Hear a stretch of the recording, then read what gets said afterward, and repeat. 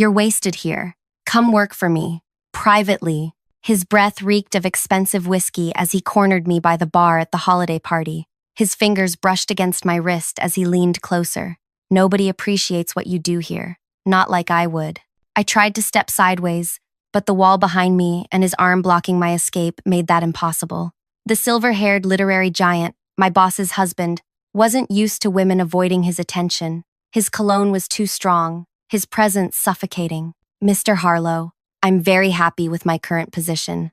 I gripped my water glass tighter, wishing I'd chosen wine instead. Call me Pierce. His voice dropped lower. I've read the manuscripts you've edited, the ones Isabella takes credit for. You have an extraordinary gift. His fingers traced my forearm. Working directly for me would advance your career considerably.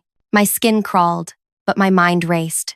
How did he know which manuscripts were mine? My boss, his wife, had sworn me to secrecy about the extent of my editing work on best-selling titles that officially bore her editorial stamp. Think about it, he pressed, hand now firmly on my lower back. You'd be my personal editor, double your salary, all the perks. His gaze traveled down my body, making his meaning unmistakable. That's when I noticed her, Isabella, standing 15 feet away, champagne flute in hand, watching her husband proposition me. Our eyes met. She didn't look surprised. She didn't look angry. She looked calculating. She turned away, rejoining the party conversation without a word. The message was clear. My boss had sent her husband to make this offer. Or worse, she knew exactly what kind of offer he was making and was allowing it. 3 years of loyalty, 3 years of staying late to fix manuscripts other editors had declared hopeless. 3 years of accepting associate editor credits, while Isabella received the accolades for transforming rough drafts into bestsellers. When Monday came, my inbox pinged with a message, meeting with Isabella, 9 a.m., priority. I wore my most professional outfit, the one I'd purchased with the modest bonus I'd received after fixing a celebrity memoir that won a literary award with Isabella's name in the acknowledgments. I arrived exactly on time. The winter light streamed through her office windows, illuminating the manuscript stacked on her desk, including the one I'd edited into brilliance last month, now bearing another editor's name on the cover page. You're being transferred, she said without preamble, to our West Coast office, effective immediately. I smiled because I'd already written to the board. Is something amusing? She asked, her tone sharp. Just thinking about timing, I replied. You see, your husband wasn't the first person from your household to make me an inappropriate offer. Her expression froze. 3 months ago, you suggested I ghost edit the manuscript for your friend's novel, the one she's now receiving acclaim for writing. You promised a promotion if I kept quiet. I met her gaze directly. I told the board everything this morning. She reached for her phone, but I continued speaking. I also told them how you've been assigning junior editors work to your friends for years, letting them claim authorship while the real talent stays underpaid and unnamed. You ungrateful little. The thing is, I interrupted, you could have protected your editors from your husband instead of enabling him. You could have given credit where it was due, but you chose power over integrity. Her assistant knocked, entering without waiting. The board members are here for the emergency meeting. My boss paled. They won't believe you.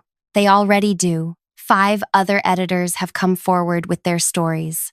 Before I continue, I want to thank you for staying with me through this story. It's not easy sharing the darkest moments of my professional life, but your support means everything. If you're finding this story revealing about the hidden sides of the publishing industry, please consider liking this video and subscribing to hear more stories that rarely get told. Your comments help me know I'm not alone in experiencing workplace injustice. Now, let me take you deeper into how all this began. My name is Hollis, and I never planned to become an editor. My dream was to write novels, complex character studies exploring human resilience. But writing doesn't pay the bills, so I accepted an assistant position at Bennett and Hall, one of the most prestigious publishing houses in the country. I was 24, armed with an English literature degree and enough student debt to make me desperate for stability. What I lacked in connections, I made up for in dedication. I worked weekends. I read manuscripts on my commute. I studied successful books, like they were sacred texts. My break came when a senior editor went on maternity leave. leaving behind a manuscript due to the printing press in 2 weeks. Nobody wanted to touch it. The author was brilliant but notoriously difficult, and the draft was a structural disaster. "I'll fix it," I told my supervisor. He laughed.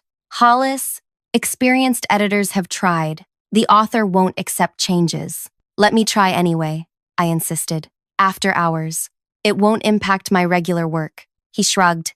"Your funeral." For 10 nights straight, I dissected that manuscript, reorganizing chapters, tightening dialogue, enhancing character motivations, without changing the author's distinct voice.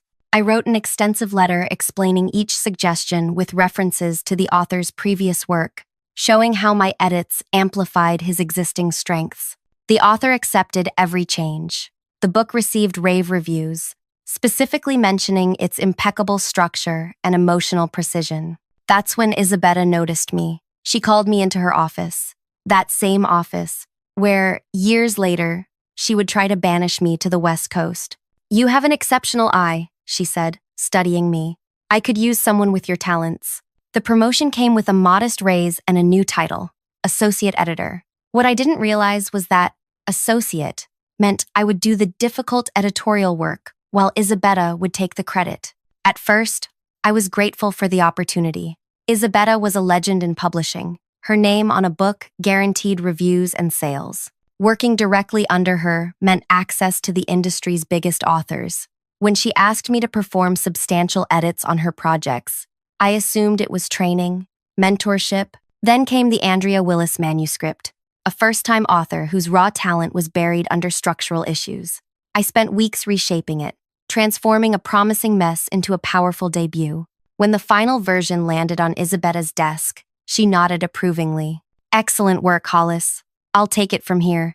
When the novel was published 6 months later, the acknowledgments read, "To Isabella Harlow, whose brilliant editorial guidance brought this story to life." No mention of me. At the celebration party, Andrea hugged Isabella tearfully. "You understood exactly what I was trying to say." I stood in the background, champagne turning sour in my mouth. That night, Pierce Harlow approached me for the first time. "That Willis book, that was your work, wasn't it?" I froze. "I assisted Isabella." He laughed. "My wife hasn't actually edited a book in years. She's too busy with her literary lunches and television appearances." He sipped his drink. "She's built quite the system. Find talented young editors, use their work, advance her reputation." "Why are you telling me this?" "Because talent interests me." His eyes lingered too long. "Remember that, if you ever want a different arrangement." I avoided him after that, but his words took root. I began noticing patterns. Whenever a manuscript needed significant work, it came to me. When it was ready for publication, Isabella stepped in for the author calls, the planning meetings, the publicity. The other associate editors experienced the same treatment. We were Isabella's invisible workforce, our names buried in the copyright page, while hers shone on press releases.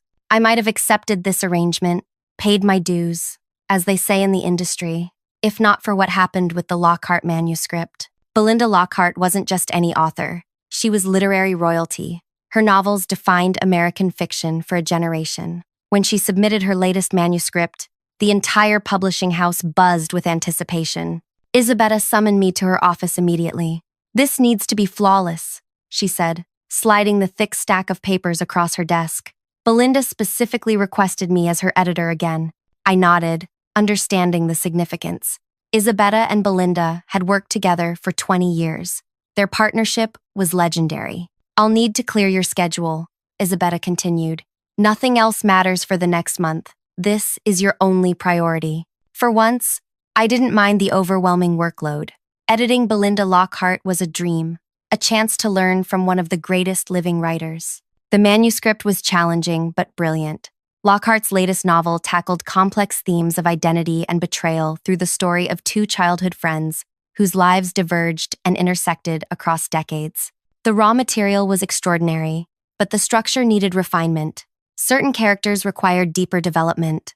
The middle section dragged.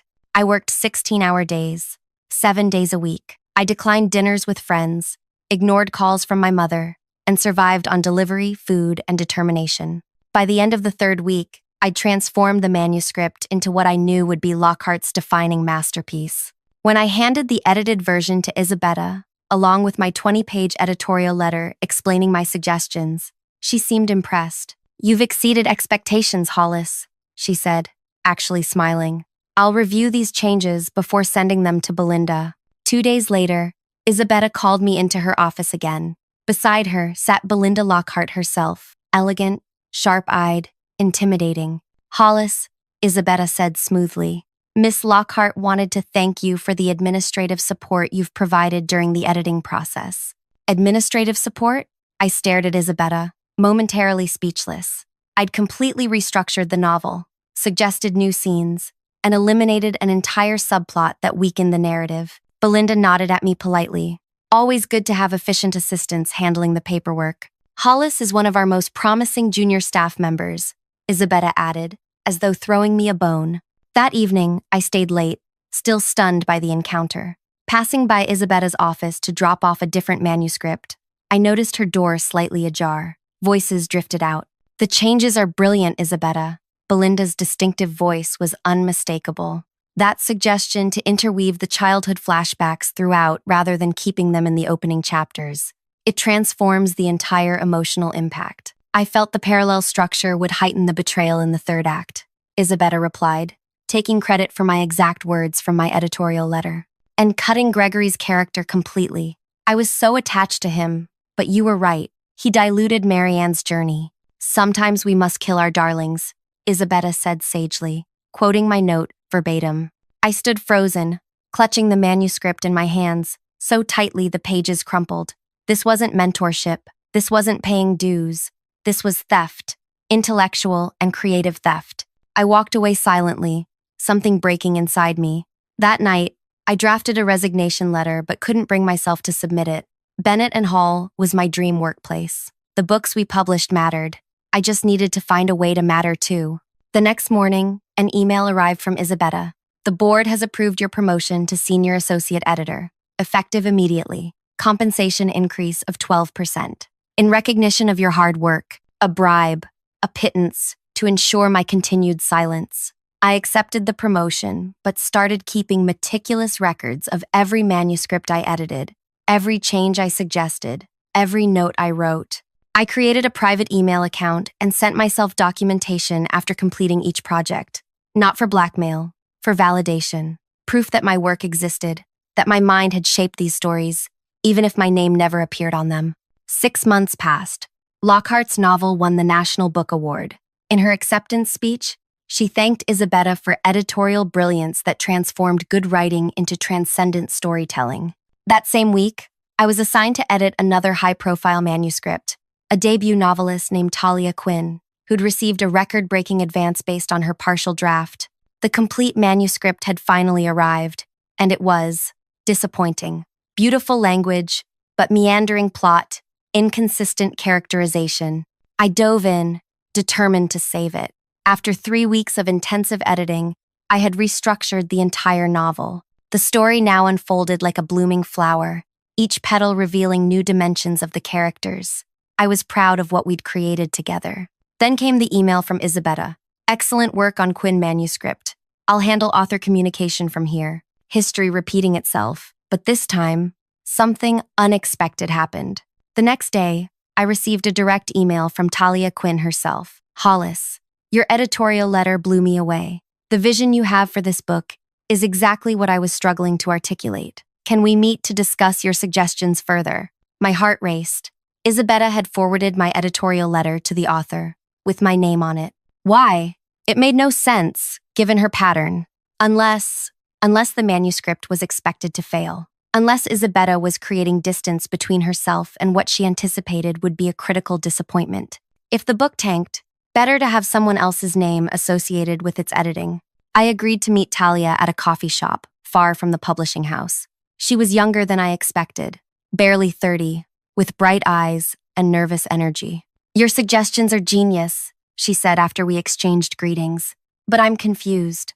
Isabella Harlow is supposed to be my editor." I hesitated, weighing my words carefully. "Isabella oversees the process. I handle the direct editing. So you wrote that incredible editorial letter breaking down the character arcs? Yes, and the restructuring suggestions for the middle chapters? Also me. Talia studied me. Interesting. When I met Isabetta last year, she implied she would personally edit my book. That's why I chose Bennett and Hall over other publishers offering more money. She tapped her fingers on the table. How many of Isabetta's books do you actually edit? The question hung between us. Dangerous and tempting. I shouldn't discuss internal processes, I said carefully. Of course, Talia nodded. But, hypothetically, if someone wanted to acknowledge their actual editor's contribution, how might they do that? Hypothetically, I replied, heart pounding. Acknowledgements pages are at the author's discretion. Talia smiled. Hypothetically noted. We spent the next 2 hours discussing her manuscript. Her willingness to embrace change, to push her story further, was refreshing. By the time we parted, I felt something I hadn't experienced in years. Recognition. Someone knew my work was mine. 3 weeks later, Talia submitted her revised manuscript. It was magnificent, all her unique voice and vision, but structured to showcase her strengths. Isabetta skimmed it, nodded with approval, and scheduled it for production. Looks like Quinn might not embarrass us after all, she commented to me. Good. Save. The months passed. Talia's novel went through production. Advanced reader copies were distributed to critics. Early reviews were ecstatic, calling it a stunning debut that defies convention, and brilliantly structured. 1 week before the book's official publication, Isabetta hosted a launch party at an exclusive Manhattan venue. Celebrities, critics, and industry power players filled the room. I stood in the background as usual, watching Isabetta introduce Talia to important connections. Pierce Harlow appeared beside me, drink in hand. Another invisible masterpiece from the talented Miss Hollis. I maintained my professional smile. Talia did the hard work. She's incredibly talented. He sipped his whiskey. My wife seems to think this book will be significant. She's already using it in her campaign for the publishing director position. This was news. Publishing director? Is Mr. Bennett retiring? Next year. Pierce leaned closer. Isabetta has been maneuvering for years. This Quinn book is her final piece of evidence that she can spot and develop major talent. His fingers brushed my arm. Although we both know who really develops it, I moved away slightly. Excuse me, I need to congratulate Talia. As I crossed the room, Isabetta clinked a glass for attention. The crowd quieted. As Talia Quinn's editor, it has been my privilege to help shape this extraordinary debut, she began. When the manuscript first crossed my desk, I instantly recognized a unique voice that needed just the right guidance to shine. Through our intensive editorial collaboration, I stopped listening, the familiar pain of erasure washing over me. But then, actually, Talia's voice cut through, taking the microphone. I'd like to add something. Isabetta's smile froze. While I'm grateful to Bennett and Hall for believing in my book, Talia continued, I want to specifically acknowledge my actual editor, Hollis, without whom this novel would never have reached its potential. Hollis's editorial insight was nothing short of transformative. The room went silent. All eyes turned to me, standing awkwardly by the bar. Isabetta's face contorted with momentary fury before she masked it with a tight smile. Of course, she said smoothly. Hollis is one of our talented associate editors who assisted with the process under my direction. No, Talia said firmly. Hollis was my editor. The only communications I received from you, Miss Harlow, were emails forwarding Hollis's editorial letters. She turned to address the crowd. In fact, I've thanked Hollis extensively in my acknowledgments, which you'll all see when the book is published next week. I couldn't breathe, couldn't move. In one moment, Talia had done what I'd never had the courage to do, speak the truth publicly. Isabetta's eyes locked with mine across the room, her message clear, you'll pay for this. I realized then that everything was about to change. I just didn't know how drastically, or that 3 days later I would find myself in a hotel bar facing Belinda Lockhart herself, who would say 7 words that would alter the course of all our lives. I think we need to talk about Isabetta. I nearly dropped my drink. Belinda Lockhart, the literary icon whose novel I had transformed, was sitting alone at a small corner table, gesturing for me to join her. Miss Lockhart, I said as I approached, this is unexpected. Sit, please. Her voice was soft but commanding. And call me Belinda. I believe we're long overdue for a proper conversation. I slid into the chair across from her, my mind racing. How had she found me? Why now? I was at Quinn's launch party, she explained, as if reading my thoughts. In the back, I saw what happened. She studied me over her glasses. It took considerable courage for that young writer to publicly acknowledge you. Talia is principled. Unlike me, you mean. Belinda smiled wryly. That's fair. I started to protest, but she raised a hand. I've been working with Isabetta for over 20 years, she continued.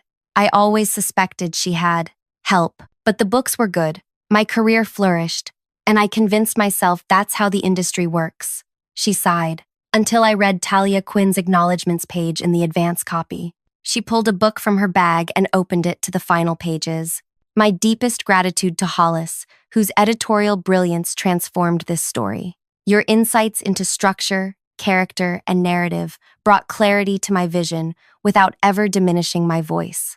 You are the editor every writer dreams of finding. When I read this, Belinda said, closing the book, I knew.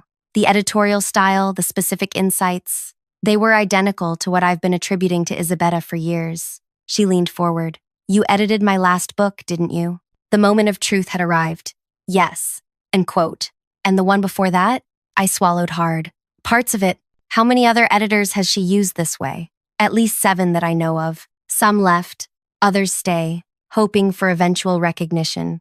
Belinda nodded slowly.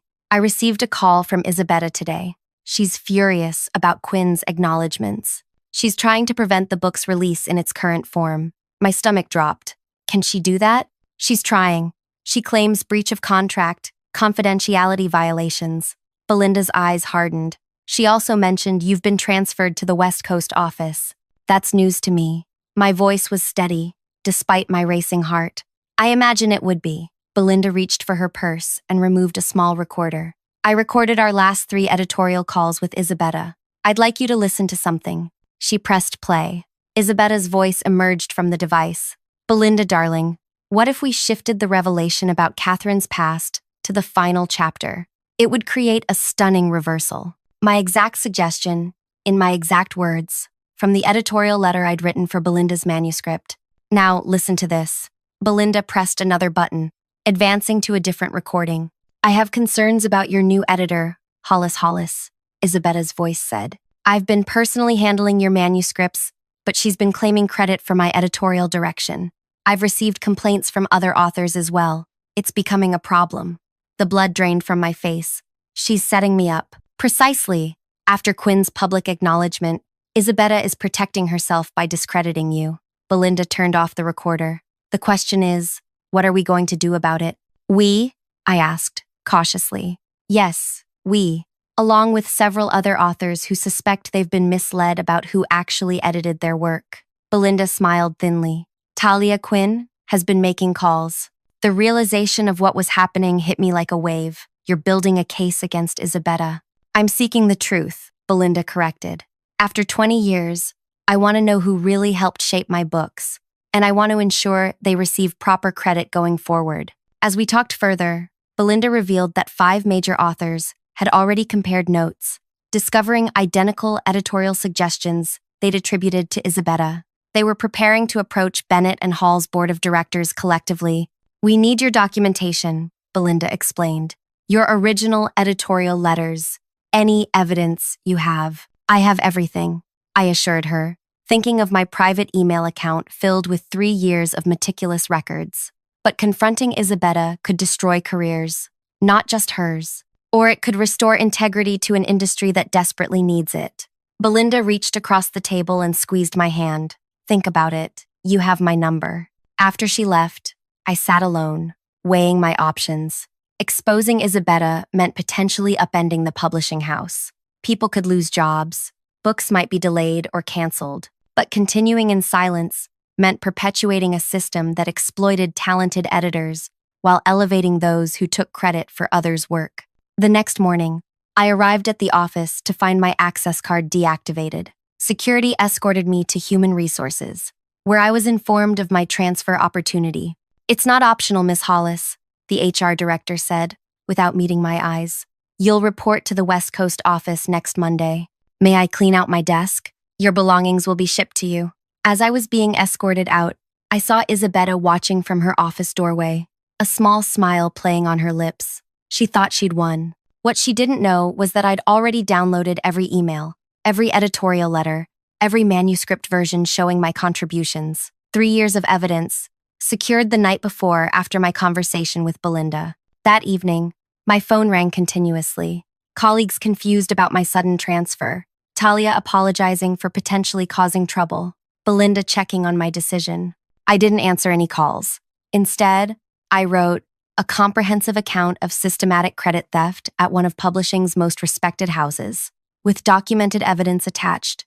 I named names, provided dates, included before and after manuscript sections showing my uncredited work. When I finished, I had a 40-page report that could either end my career or transform an industry. Thursday night brought the annual holiday party, the same one I'd attended twice before as Isabetta's shadow. This year, my invitation had been rescinded following my transfer, but Talia Quinn insisted I attend as her +1.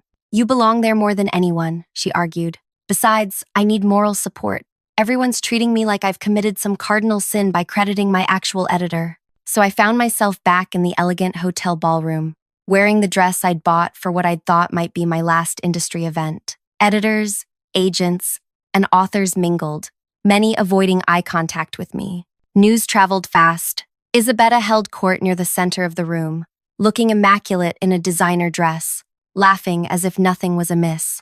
When she spotted me, her smile faltered momentarily before she pointedly turned away. Drink? Talia asked, returning from the bar with 2 glasses of champagne. Thanks, but I'm sticking with water tonight, I replied. I need a clear head. For what's coming? She asked knowingly. Something like that. As the evening progressed, I positioned myself near the bar, observing the room. Several authors nodded discreetly in my direction. Belinda's recruits, I assumed.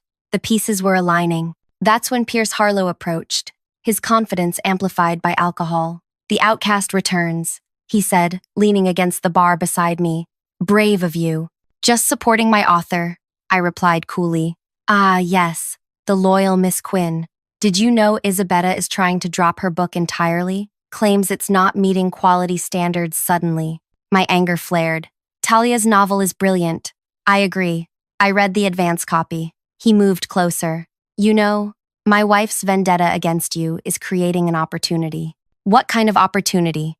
The kind where talents like yours could be better appreciated. His eyes traveled down my body as he leaned in. You're wasted here. Come work for me, privately. His breath reeked of expensive whiskey as he cornered me by the bar. His fingers brushed against my wrist as he leaned closer. My wife doesn't understand true talent when she sees it. I shifted away. I'm happy with my position. Think about it, he pressed, hand now firmly on my lower back. You'd be my personal editor. Double your salary. All the perks. That's when I noticed Isabetta standing 15 feet away, champagne flute in hand, watching her husband proposition me. She caught my glance and didn't look surprised or angry. She looked calculating. She turned away, rejoining her conversation without a word. In that moment, everything crystallized. This wasn't just about credit theft. This was a systematic pattern of exploitation, professional and personal, perpetrated by both Harlows. They identified talent, isolated it, exploited it, and discarded it when it became inconvenient. Pierce was still talking, outlining his opportunity when I interrupted him. Does your wife know you make these offers to her editors? Or is this part of your arrangement? He stiffened. I don't know what you mean. I think you do. You identify vulnerable talent for each other. She gets the professional credit. You get other benefits. His face darkened. You're making dangerous accusations. No, I said calmly. I'm describing a pattern, one that 7 editors and 12 authors are prepared to testify about to the board tomorrow morning. The color drained from his face. What? 9 o'clock. Emergency meeting. I assumed you knew. I smiled. After all, you're on the board. Before he could respond, I walked away, heading straight for Isabetta. The room seemed to part as I approached her. Conversations quieted. Hollis, she said, her voice dripping with false warmth. Shouldn't you be packing for California? I wanted to thank you personally, I replied, matching her tone. For making everything so clear. Clear that integrity matters more than advancement. That talent deserves recognition. I looked her directly in the eyes. That exploitation eventually fails. Her smile tightened. If you're finished with your dramatic goodbye, I'm not going anywhere, I interrupted. But after tomorrow's board meeting, you might be. Understanding dawned in her eyes. You wouldn't dare. The thing is, Isabetta, I never wanted your job. I just wanted to do mine with dignity. I pulled out my phone and showed her the screen. An email confirmation from the board secretary acknowledging receipt of my report. See you tomorrow. As I walked away, Isabetta grabbed my arm. You ungrateful little, she hissed. Everything all right here? Belinda Lockhart appeared beside us, 5 acclaimed authors flanking her. Behind them stood 3 editors I recognized as fellow victims of Isabetta's system. Isabetta released my arm immediately. Just a professional disagreement. Excellent, Belinda said smoothly. We can address all professional matters tomorrow morning then. She turned to me. Ready to go, Hollis? We have preparation to do. The board meeting lasted 6 hours. Editors presented evidence. Authors testified. Pierce Harlow resigned before proceedings even began. Isabetta maintained her innocence until confronted with the recorded phone calls, then shifted to justification, claiming the system benefited everyone by maintaining the prestige of established editorial names. By afternoon, the decision was unanimous. Isabetta was removed from her position. A new policy was instituted requiring transparent attribution of editorial work. Every book previously edited under false pretenses would receive corrected acknowledgments in future printings. 3 months later, Bennett and Hall announced a restructuring of its editorial department. I was appointed editorial director of a new division focused on developing debut authors. My first acquisition was a stunning manuscript by a former assistant who'd quit after Isabetta stole her editorial work. Talia Quinn's novel became a bestseller, its success untainted by controversy. Belinda Lockhart publicly acknowledged the unnamed editors whose brilliance shaped her books over the years in her next acceptance speech. The industry changed, not completely, not perfectly, but meaningfully. Other publishing houses instituted similar transparency policies, fearful of their own scandals. As for Isabetta, she opened a small literary consultancy that quickly failed when authors discovered she couldn't reproduce the editorial magic they'd expected. The sweetest moment came 6 months later, when I received an email from her. My new client needs developmental editing. Your rates are extortionate, but apparently you're the best. Would you consider a confidential arrangement? I'll take the public credit. You'll receive generous compensation. I replied with a single sentence. I only work where my name appears on what I create. Some call it revenge. I call it restoration of truth, of dignity, of an industry where words matter and those who craft them deserve recognition. Thank you for listening to my story. If you found value in this journey through the hidden workings of the publishing world, please like this video and subscribe for more stories that pull back the curtain on industries where credit isn't always given where it's due. Your comments help create community among those who've experienced similar injustices in their professional lives.